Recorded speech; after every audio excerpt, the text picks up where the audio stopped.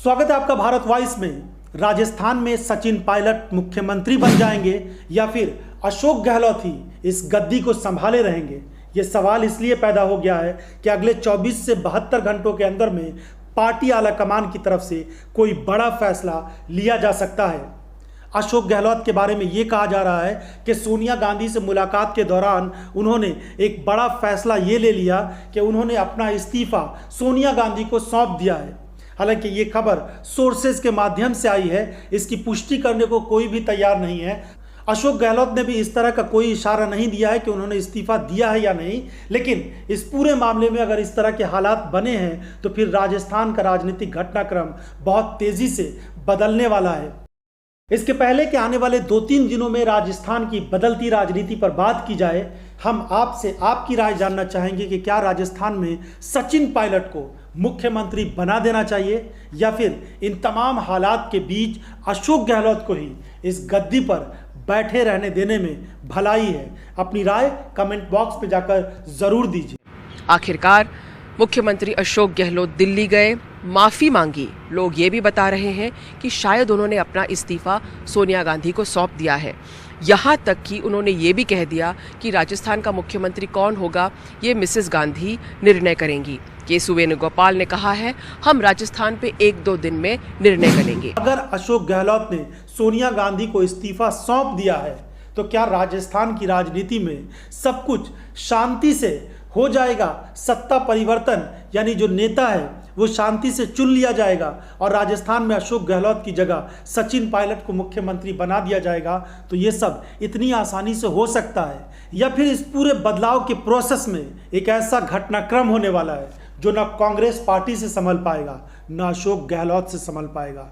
क्योंकि अब तक राजस्थान में जो कुछ भी हुआ है उसमें डायरेक्ट किसी की अगर गलती ठहराई जाए तो ये नाइंसाफ़ी होगी।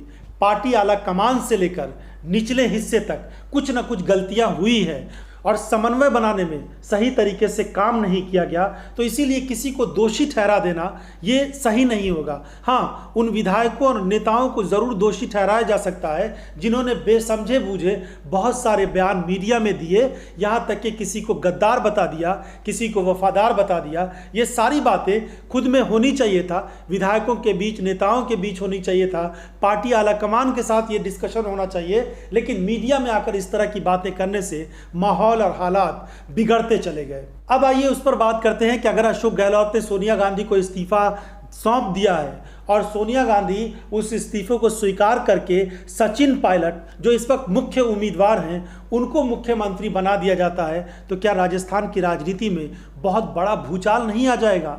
सोचिए, अगर सचिन पायलट से कोई दिक्कत नहीं होती वहाँ के विधायकों को और वो इस बात के लिए तैयार हो जाते कि पार्टी आला कमान की तरफ से जो भी निर्देश आएगा उसको स्वीकार कर लिया जाएगा, तो फिर ये इतना बड़ा घटनाक्रम होता ही नहीं, इतना बवाल मचता ही नहीं, इसको मान लिया जाता। लेकिन ये बात सही है कि अशोक गहलोत के समर्थकों में जो विधायक हैं वो बहुत शिद्दत के साथ इस बात को किसी भी हालत में मानने को तैयार नहीं है कि वो सचिन पायलट को राज्य का मुख्यमंत्री बनाए। और ये समझ लीजिए कि ये विधायकों की तादाद अच्छी खासी है। ऐसी स्थिति में अगर इस तरह का कोई भी बगावती रुख राजस्थान में सामने आता है तो फिर हालात किसी से भी नहीं संभल पाएंगे। और ऐसे हालात में जब भारतीय जनता पार्टी एक एक चीज़ को बहुत बारीकी से देख रही है और मीडिया भी इस मौके की तलाश में है कि कुछ ऐसी खबरें बने जिसको लेकर के कांग्रेस आला कमान और राजस्थान के विधायकों के बीच बड़ी दरारें पड़ जाए और वो इन खबरों में मिर्च मसाला लगाकर ऐसा बना दें कि हालात और बिगड़ते चले जाएं। पार्टी आला कमान के पास एक विकल्प तो ये हो सकता है कि सचिन पायलट को मुख्यमंत्री बना दिया जाए और दूसरा विकल्प ये हो सकता है कि अशोक गहलोत ही मुख्यमंत्री बने रहें और उन्हीं के नेतृत्व में आगे 2023 का विधानसभा चुनाव लड़ा जाए। ये अलग बात है कि अशोक गहलोत की तरफ से जो कुछ भी हुआ है या उनके समर्थक विधायकों की तरफ से जो कुछ भी किया गया है वो पार्टी आला कमान को हमेशा के लिए चुभता रहेगा और वो अच्छा संदेश नहीं गया है पूरे देश में।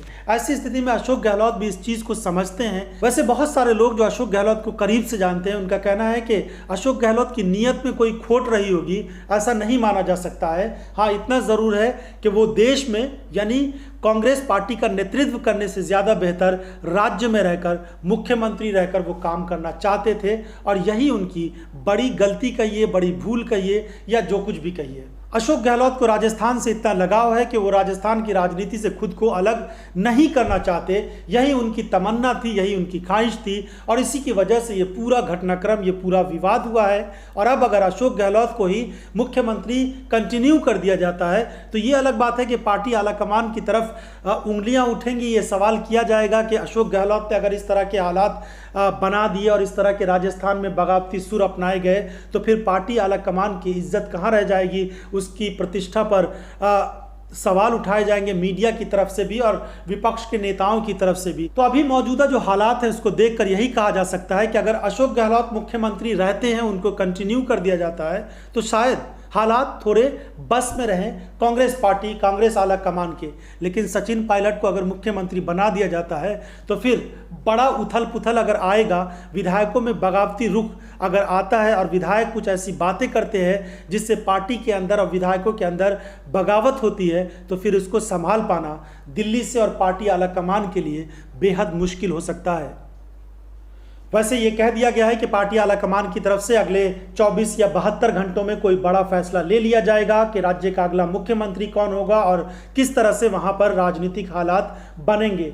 हमें भी इस बात का इंतजार रहेगा कि क्या कुछ वहां पर होता है। क्या इस पूरे मामले में आप अपनी राय हमें ज़रूर दीजिए। अगर आपको लगता है कि सचिन पायलट को मुख्यमंत्री बना दिया जाए तो कमेंट बॉक्स में जाकर ज़रूर लिखिए, या फिर अगर आप चाहते हैं कि अशोक गहलोत ही राज्य के मुख्यमंत्री बने रहें तो इस पर अपनी राय हमें ज़रूर दीजिए। इस एपिसोड को देखने के लिए आपका बहुत बहुत धन्यवाद।